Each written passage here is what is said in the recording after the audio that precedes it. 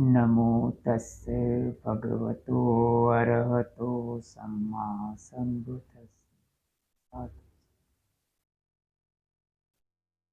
तथागत सम्यक संबुद्ध को पंचांग प्रणाम करता हूँ। महाबोधि महाविहार की मुक्ति के लिए जितने भी भिक्षु भिक्षुणी उपासक उपासिकाएं संघर्षरत हैं, प्रतिकूलताएं उठा रहे हैं, उनके लिए मैं मंगल मैत्री व्यक्त करता हूँ। सरकार की तरफ से जल्द कोई सकारात्मक निर्णय आए। बाबा साहब के प्रति कृतज्ञता व्यक्त करता हूँ, जिनकी बदौलत हमको धम्म मिला है। और इस चैनल व्हील ऑफ धम्म को देख रहे आप सब श्रद्धावान उपासक उपासिकाओं के प्रति मंगल मैत्री व्यक्त करता हूँ। धम्मपद अपमाद वग गाथा नंबर 9। आज उन्हीं के ऊपर ये धम्म देशना है। भगवान बुद्ध ने 2 भिक्षुओं को लेकर ये धम्म देशना कहा था, जब भी वो अनाथ पिंडक के जेतवन आराम में ठहरे हुए थे। तभी 2 भिक्षुओं को लेकर ये धर्म देशना उन्होंने सुनाई थी। एक तो प्रमादी था और दूसरा अप्रमादी। तो ये गाथा है कि अपमत्तो पमत्तेसु सुत्तेसु बहु जागरो अबलसम वसिघसो हितवा याति सुमेधसो।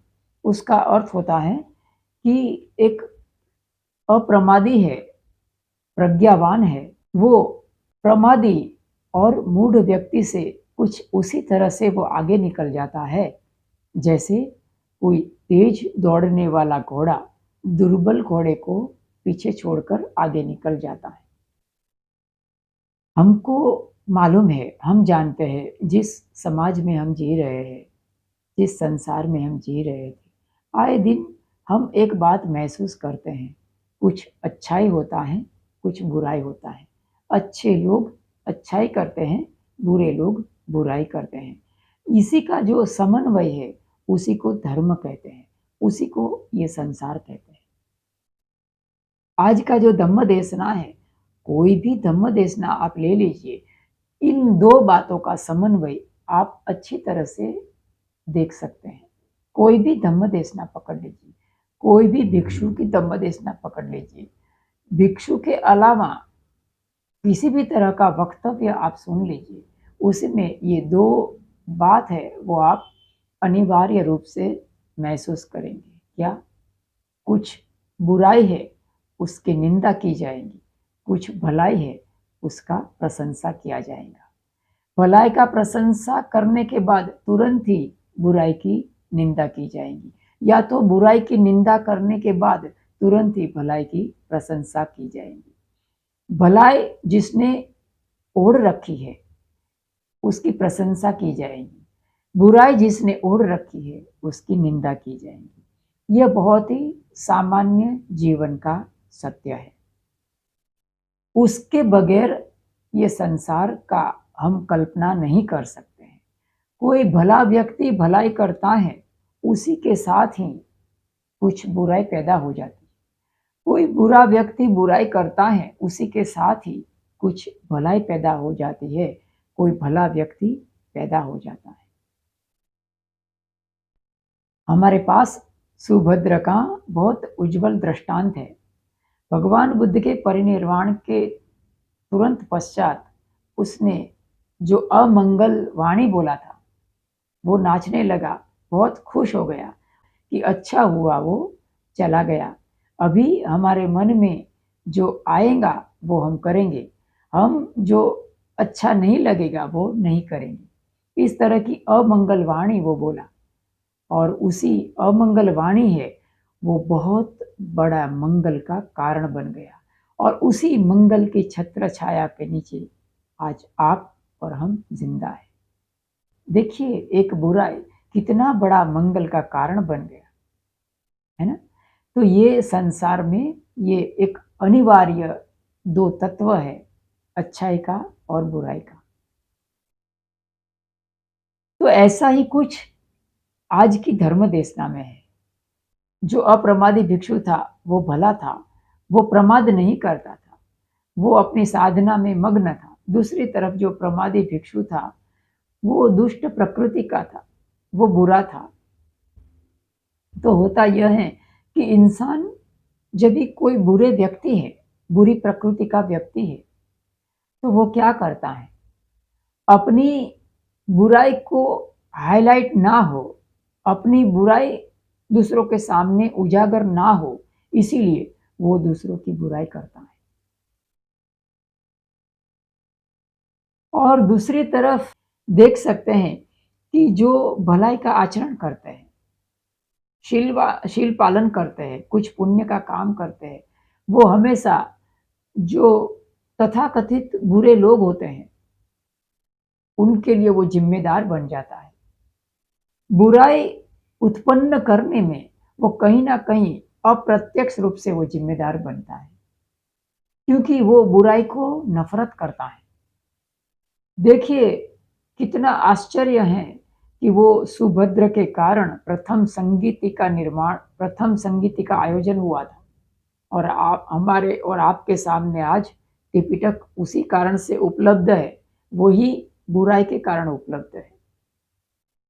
और हम क्या करते हैं, अपनी भलाई को हम उजागर करने के लिए, भलाई को हाईलाइट करने के लिए, अपनी लाइन बड़ी करने के लिए हम दूसरों की लाइन छोटी करते हैं, दूसरों की निंदा करते हैं, दूसरों का हम टीका करते हैं, दूसरों की बुराई करते हैं।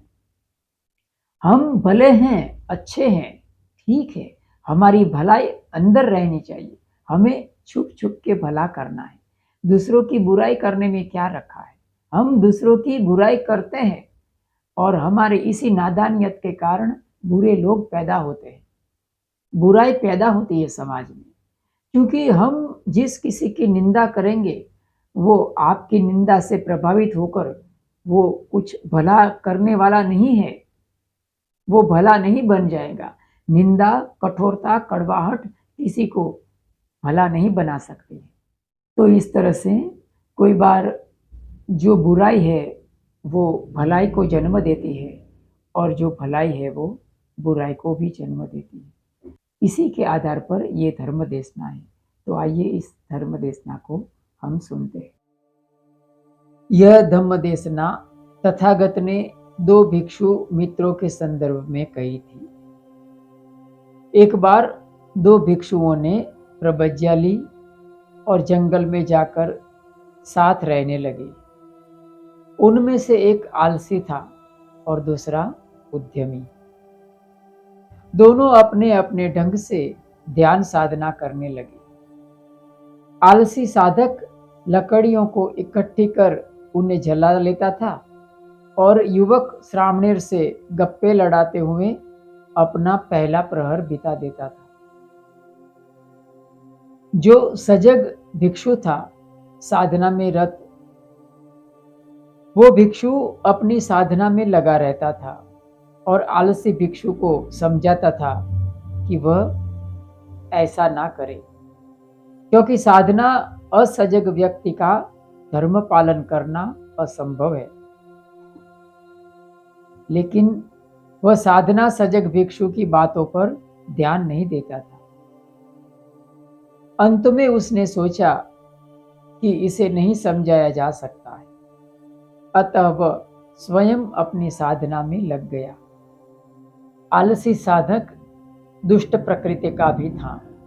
जब सती संप्रयुक्त साधक साधना की समाप्ति पर थोड़ा सोने के लिए प्रयत्नशील होता, तो आलसी साधक उसके पास जाकर कहता था, अरे वो आलसी साधक, साधना करने हेतु वन में आए हो या सोकर व्यर्थ समय गंवाने? बुद्ध के कर्मस्थान ग्रहण करने पर सजग होकर साधना करनी चाहिए तुम्हें। सती संप्रज्ञ साधक को वो इस प्रकार कहता था, लेकिन स्वयं दूसरी ओर जाकर सो जाता था। साधनारत साधक थोड़ी देर विश्राम करके पुनः उठ जाता तथा तत्पर हो जाता था एक बार पुनः साधना करने में। इस प्रकार निरंतर अभ्यास करता हुआ साधनारत साधक उसने कुछ ही दिनों में अरहत्व प्राप्त कर लिया। और दूसरा आलसी साधक पूर्ववत प्रमाद में ही समय बिताता रहा। वर्षावास समाप्त हुआ।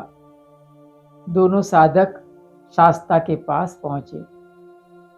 उन्होंने उनका कुशल क्षेम पूछा और फिर पूछा कि उन दोनों की साधना कैसी रही। आलसी भिक्षु ने तुरंत प्रत्युत्तर दिया, इस प्रमादी भिक्षु की बात ना करे। इसने तो अपना पूरा समय सुख से लेटकर सोते हुए बिता दिया है। भगवान ने पूछा, तो तुमने क्या किया? मैं रात्रि के प्रथम प्रहर में ही आग जलाकर उसके पास बैठकर साधना करता रहता था। मैंने पहले दिन से ही साधना प्रारंभ कर दी थी। शास्ता समझ गए कि वो झूठ बोल रहा है। अतः उन्होंने कहा, अरे तुमने तो जरा सी भी सजगता नहीं बरती है और असजग होकर प्रमाद में रहा है, और उल्टे जो साधना मग्न सजग भिक्षु की निंदा कर रहे हो कि उसने अपना समय व्यर्थ असावधानी पूर्वक बिता दिया है। तुम प्रमाद की तुलना अप्रमाद से कर रहे हो। ऐसा कहकर भगवान ने यह गाथा कही। साधु।